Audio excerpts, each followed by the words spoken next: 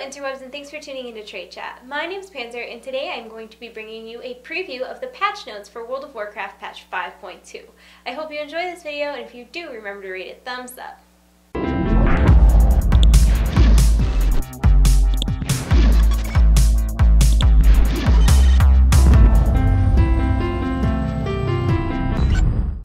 Even though it seems like patch 5.1 just debuted, patch 5.2 is actually right around the corner, with the PTR scheduled to go live in January, which is this month.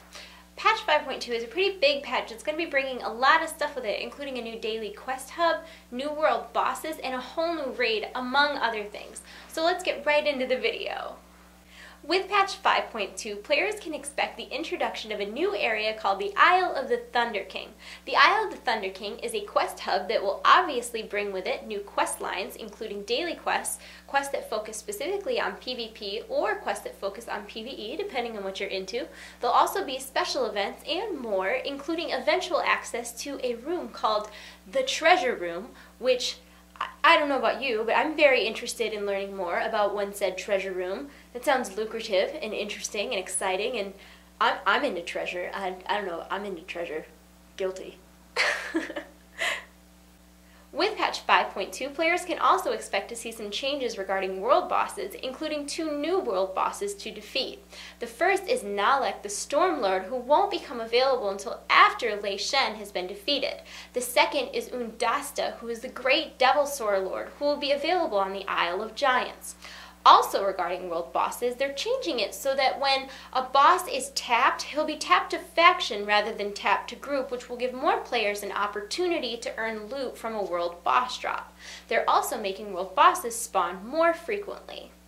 As you all know, I am a huge fan of pet battles in World of Warcraft, and patch 5.2 does not disappoint the pet battlers of Azeroth. The first thing they're doing that I think is super awesome is that they are making pet battle bandages stacked to 25, and they will be bind on account rather than bind to character, which is a change I fully approve of and think is necessary. So, way to go Blizzard on that one. I are excited. They are also making it so that if you win a PvP pet battle, you will have the chance to win a battle stone, which, for those of you who aren't aware, a battle stone has the ability to increase the quality of your pet from like green to blue or from gray to green or etc. So right now they're super rare and they're only available through dailies, I think. That's the only place I've ever gotten them. So I'm very excited that there'll be another way to obtain them. Another thing that Blizzard is doing regarding pet battles that I think is superb, personally I think it's superb, is they are making it so that if you are not max level and you participate in a pet battle where the pet you are fighting is within 5 levels of the highest level pet on your team and you win, you'll be rewarded experience. If you are already max level and you fight in a scenario like that where the pets are within 5 levels of your highest pet, you will have the opportunity to possibly win a lesser charm of good fortune, which is so cool because those are like rep items and you need them and they're important, and for people who waste hours and hours pet battling, you lose out on opportunities to get those. So I'm very excited about this, and it was worth noting that the higher level your pets are, the better chance that you have of getting a lesser charm of good fortune. Also in 5.2, they've added new pets for you to collect. There will be new pets on the Isle of Lightning that will be from rare spawn drops or from wild pet battles or even from raid drops. They're also adding a new feature called Elite Pet Battles, and these are super cool. They are like beefy, badass pets that will fight solo against your entire team. They're kind of like Pokemon legendaries, I think, sort of.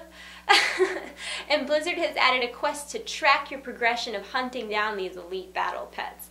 Once you complete the quest, you will be rewarded with a red panda cub, which I must have. I must have. I need it. It's not a want, it's a need. Also being added in 5.2 are some new items, like some new mounts. There is a spectral, undead-looking horse called a Ghastly Charger, as well as some badass armored dinosaurs, a Triceratops, a Devilsaur, and a Pterodactyl.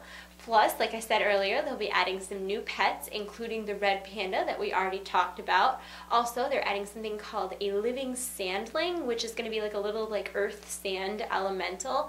And they're also adding a gusty grimoire, which sounds like a floating book. Very interesting.